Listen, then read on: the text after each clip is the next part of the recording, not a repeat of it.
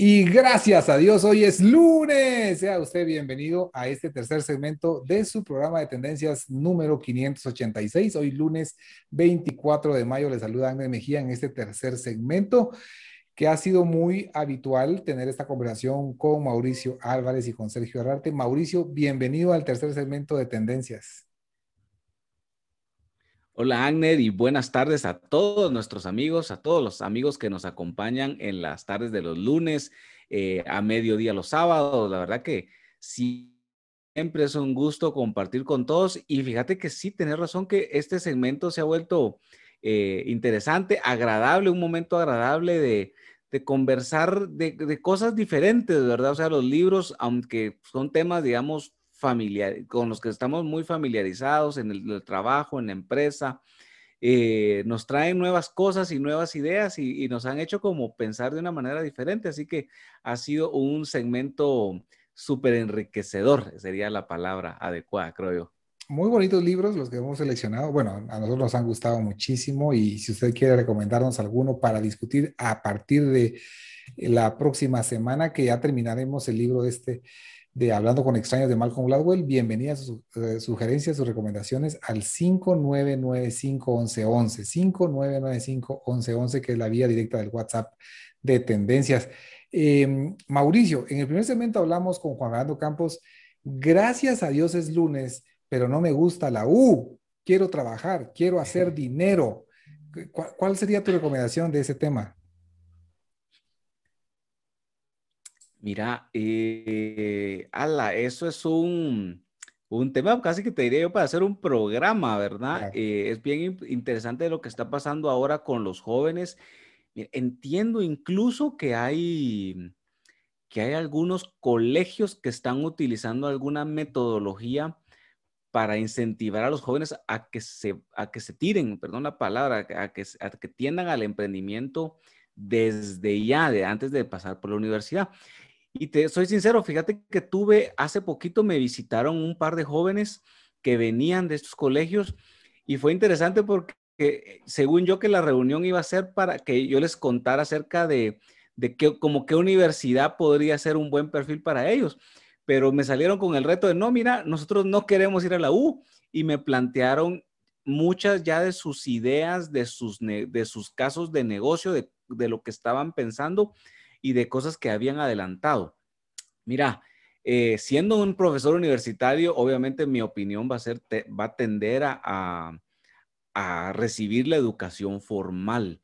Y con esto, pues, no quiero ser tan cuadrado, decir, mire, a puro tubo necesita la universidad.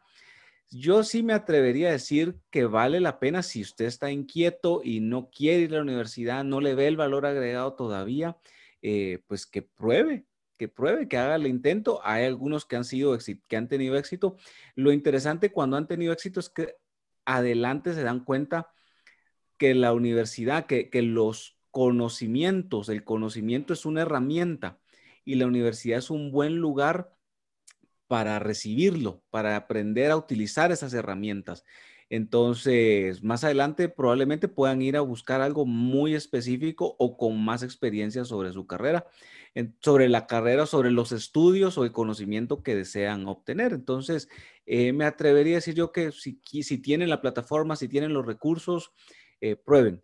Pero lo ideal para mí, si me preguntan, mi opinión personal es vaya a la universidad, madure, pase un tiempo. Mira, voy a tomarme un minuto para hablar de este caso en específico. Uno de estos muchachos era una patoja. La patoja tendría 18 o no más de 19 años.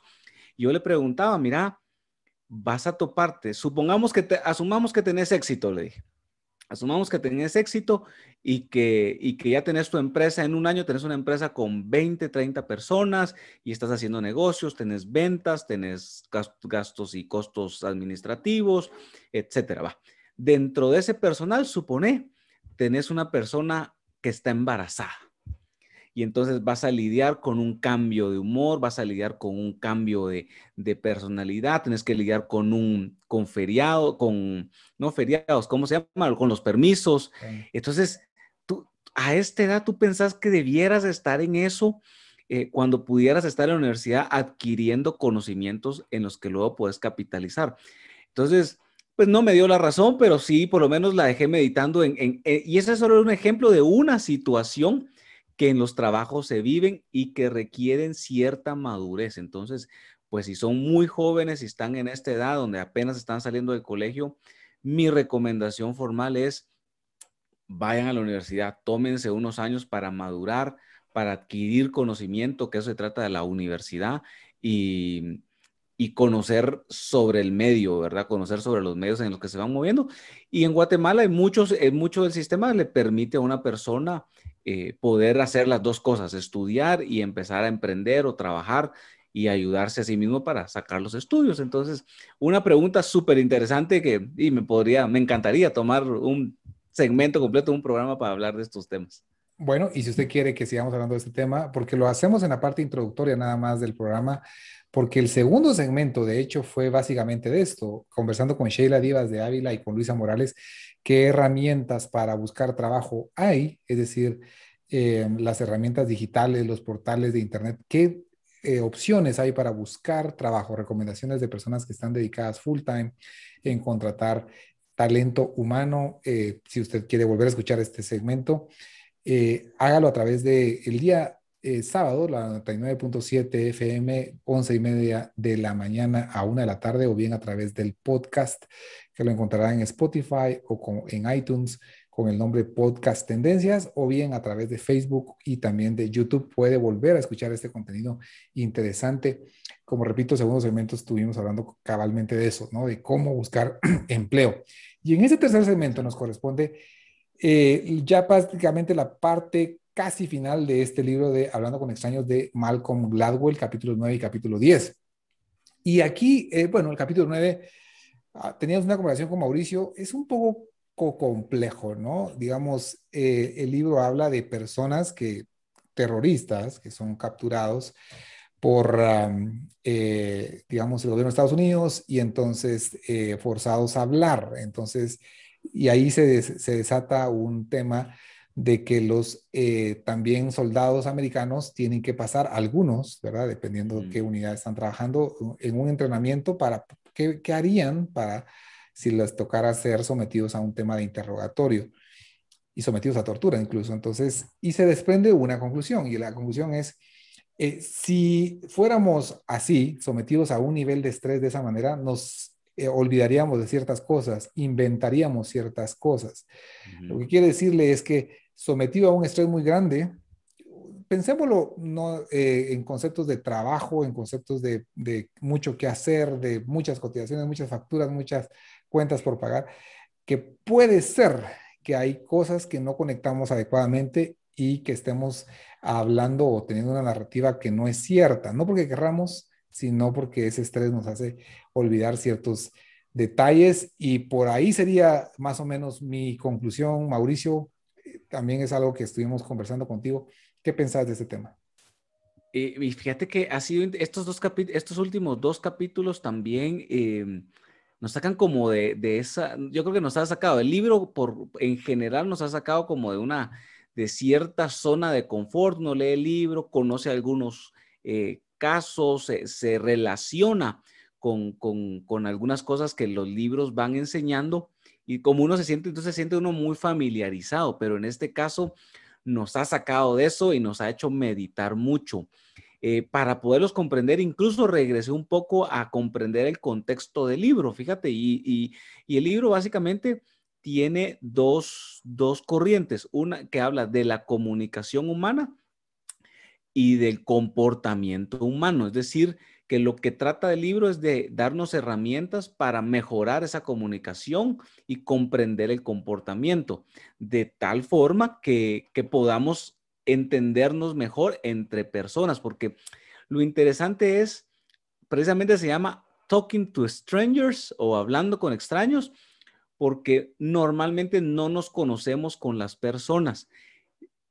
Cuando nos conocemos con alguien es muy fácil, y cuando digo conocer es, por ejemplo, cuando somos familia, tenemos muchos años, nos conocemos las expresiones que hemos hablado, conocemos entonces cuando yo tengo un familiar o un amigo que es muy cercano de muchos años y sé cuando él está enojado, cuando está molesto, cuando está contento, y yo puedo adaptarme y ayudar o adaptarme a ese comportamiento, ayudarlo, o por lo menos, en el peor de los casos, no sentirme amenazado porque él esté viviendo alguna situación relevante para él y que yo no pueda comprender. Es decir, como lo conozco, pero en este caso, cuando no nos conocemos, cuando estoy reclutando gente, cuando estoy pensando en ser socio de una persona que la he visto pocas veces o no la he visto y solo me la han referido, cuando estoy por hacer un negocio con un proveedor o con un acreedor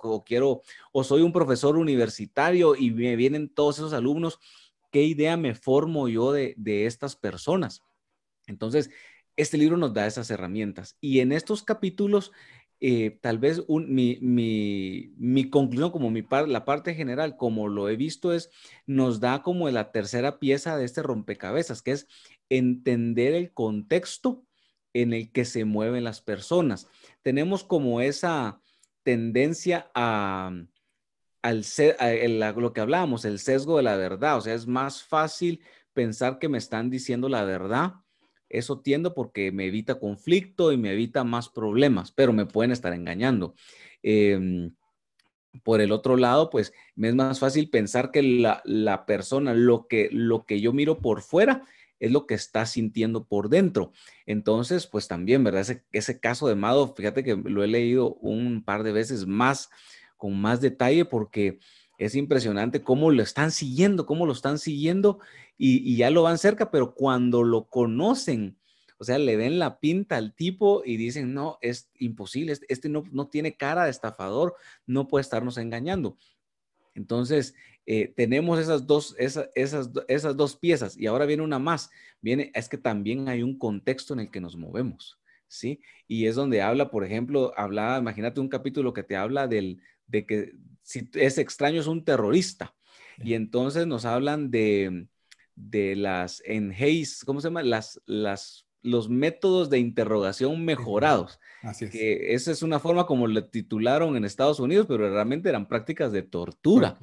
Y entonces agarran a este tipo que era de Al Qaeda, muy involucrado y participó en el ataque terrorista del 9/11, ese trágico atentado. Y entonces ellos quieren sacarle todos los secretos, todos los secretos que puedan. Entonces utilizan y nos van contando paso a paso cómo van haciendo todo esto. Y cómo al final le logran que él confiese, pero lo que yo podía entender de toda esa situación es que cuando uno está bajo mucho estrés, bajo mucha presión, tiende a hablar cualquier cosa. O sea, no sé si es que se olvida, hay cierta miopía, como cuando uno está alcoholizado, pero fueron las formas de tortura, fueron de tal manera que él empieza a confesar cosas que nada que ver, por ejemplo, que iban a atacar el canal de Panamá o que bueno, y una serie de cosas interesantes, muy difíciles de creer que él estuviera metido en tanto, habiendo estado metido en ese accidente, entonces, en ese atentado. Entonces, mira, esta conclusión es, tenga cuidado cuando es un ambiente de mucho estrés, el desempeño de su personal puede disminuir de una forma muy grande. Pueden inventarle, fíjate que dentro de me gusta leer cosas que van de la mano con esto, a veces investigo un poquito más y por ejemplo, fíjate que en China pasó algo interesante. Cuando ahí es un estado comunista, el estado controla todo, pero fíjate que les da tanto miedo a la gente que habían unos supervisores que estaban a cargo de que llegaran a las metas de producción de granos. Y mira lo que sucede en ese entonces. La gente tiene tanto miedo que empiezan a inventar los datos de la producción de granos. Entonces el Estado, el gobierno está muy tranquilo, así como, no, aquí en China nos sobra la comida. Y fue una etapa donde se da una gran hambruna en China y mueren alrededor de 30 millones de personas. ¿Te imaginas? Por eso es que ahí comen lo que les ponen enfrente. Y no voy a entrar al tema del vampiro, ¿verdad? Pero Así es, eso es lo que pasa cuando tenemos a la gente en ese grado o en ese nivel de estrés. Así es. Y hay una bonita película, bueno, digo bonita, está en las plataformas de suscripción paga que se llama El Reporte Clasificado, salió en 2019. Tiene muy buena clasificación en IMDb, que tiene para que saque 8, que significa que es una muy buena película, Ujú. o en la clasificación de tomates podridos, no sé por qué se Sí. llama así, pero tiene una clasificación muy buena de 80%.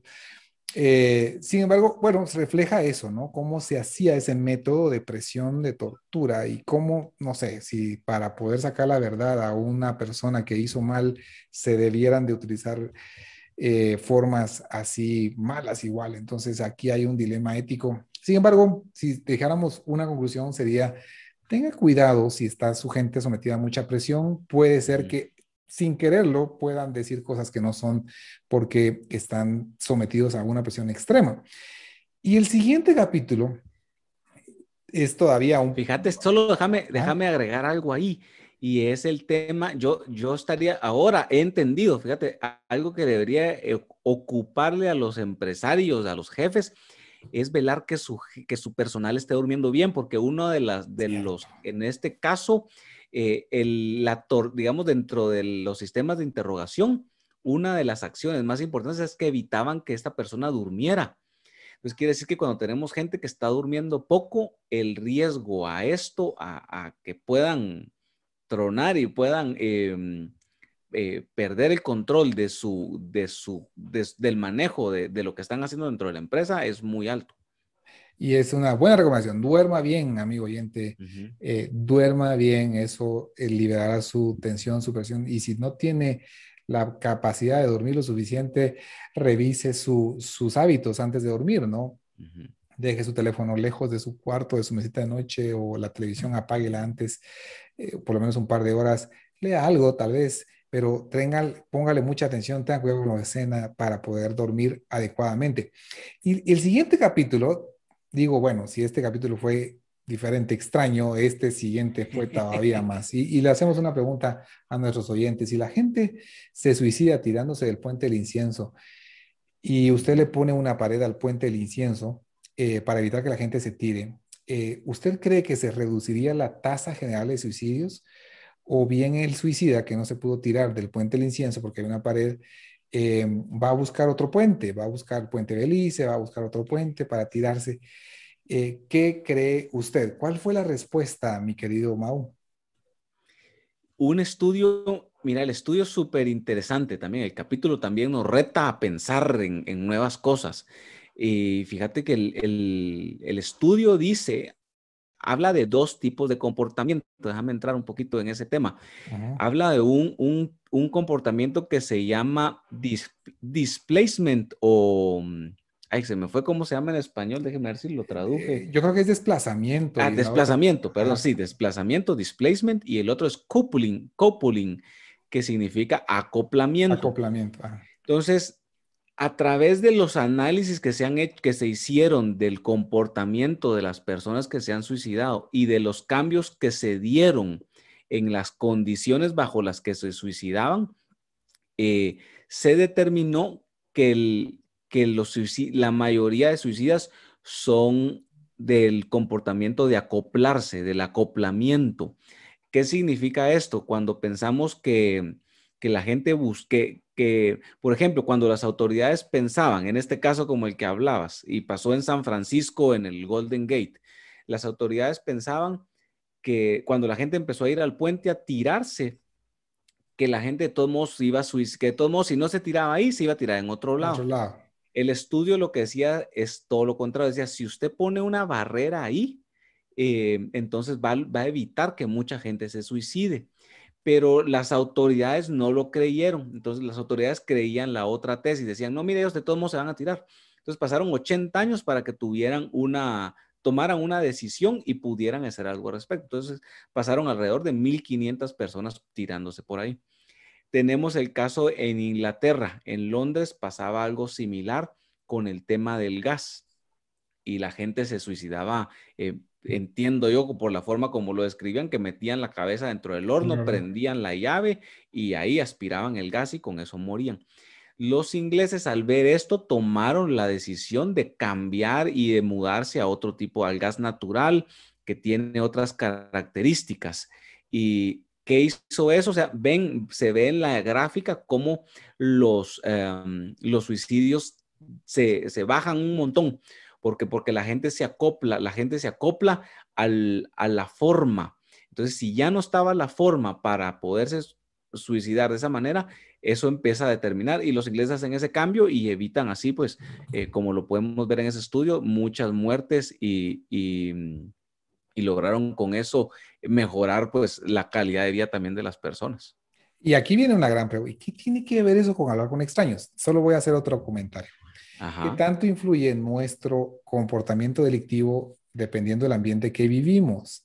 Es decir, digamos, dependiendo, la mayoría de situaciones delincuenciales se dan en ciertas zonas. Lo interesante de esto fue que hacen estudios en diferentes estados de Estados Unidos y también incluso de Inglaterra, y resulta ser que sí, en efecto, hay un comportamiento muy similar, es decir, que el comportamiento delictivo se da solamente en ciertos lugares, o sea, la mayoría de casos se da en ciertas zonas. Eh, Ahora, ¿qué tiene que ver eso con hablar con extraños, Mau? En que precisamente pensamos que estas condiciones que tienen las personas, ¿sabes qué es déjame poder ordenar las ideas? Lo que pensamos normalmente es que es la persona el problema. Fíjate, y lo que el libro nos dice, no, para que nosotros entendamos a las personas, es que no son las personas, es el ambiente. Por eso hablaba al inicio del contexto en el que viven las personas. Entonces las personas viven acopladas a ese ambiente. Entonces, normalmente juzgamos a las personas, pensamos, no, este de plano con esos sus pensamientos, saber en nuestro contexto, ¿verdad? Saber ni qué diablo tiene metido y pensamos en muchas cosas así, los juzgamos antes y realmente probablemente las personas están viviendo en un contexto que les promueve eso, esos pensamientos que les promueve, les facilita ya sea el crimen o el suicidio o incluso habla también otro estudio de la prostitución. Entonces, normalmente vamos a juzgar a la persona cuando hay algo en el ambiente que determina también esos comportamientos. Y con el caso de los criminales, mira aquí en Guate pasa, cuántas veces no nos quejamos de donde nos robaban teléfonos y eran las mismas calles. Así es. Y no mirabas a las autoridades tomar acciones, porque decías, pero si que yo paso aquí todos los días y ya, pues no soy tan observador, pero ya más o menos vi la característica de las motos que son diferentes y cómo va vestido, como es que un investigador no. Entonces, y a veces uno se confunde, pues, porque entonces uno empieza a juzgar a todos los motoristas, ¿verdad? Claro. Y no es así. Lo que nos dicen, mire, lo que pasa es que el ambiente, en ese caso, esas calles, han de tener algunas características, por ejemplo, árboles donde la gente no se ve, una forma de salir más rápido. Ese es el tipo de cosas que hacía que estas calles fueran fueran las que concentraban el crimen. Fíjate, imagínate que hablaba que digamos, dentro de una ciudad como, si recuerdo bien, Manhattan, Ajá. como Nueva York, en Ajá. Manhattan o en Brooklyn o Y en Chicago, Minneapolis. en Ajá. Minneapolis también. Fíjate que de todas esas fíjate, esas ciudades son grandes Ahora sí. y sí era lo que el estudio determinaba era que el 5% de las calles generaba más del 50% del crimen. Entonces, realmente la concentración está bien baja. Bien, ¿Por va. qué? Ah, Porque habían condiciones en esas calles que le permitían a esto. O sea, que si los mudabas a otra calle, no iban a actuar igual. ¿Por qué? Porque no estaban las mismas condiciones. incluso temas de prostitución, ¿no? Si mudaban a las prostitutas, digamos, a otros lados. No, Sí, sí, fíjate que ahí mirabas, ahí podías leer en el estudio que ya no se sentían a gusto. sí. ¿Por qué? Porque eran otras condiciones, porque desconfiaban de las personas que estaban. Imagínate, ellas desconfiaban, ¿verdad? Y la desconfianza era que si me voy a otro lado, ahí van a llamar a la policía, me van a ver feo. Y entonces, como te digo, ahí te das cuenta que es el ambiente, porque vos las podías ver en otro lado y las mujeres, estas actuaban, eran mamás, eran hijas, eran hermanas, eran amigas y se preocupaban por su comunidad, por las cosas que pasaban en su casa, pero el ambiente les permitía ejercer esa labor. Y por Entonces, eso, eso me encanta porque nos dice, miren, no juzgue solo a la persona, sí. entienda el contexto en el que se está moviendo. Es correcto. Y yo creo que esa es la gran conclusión de este capítulo. No juzguemos, ¿verdad? Entendamos el contexto.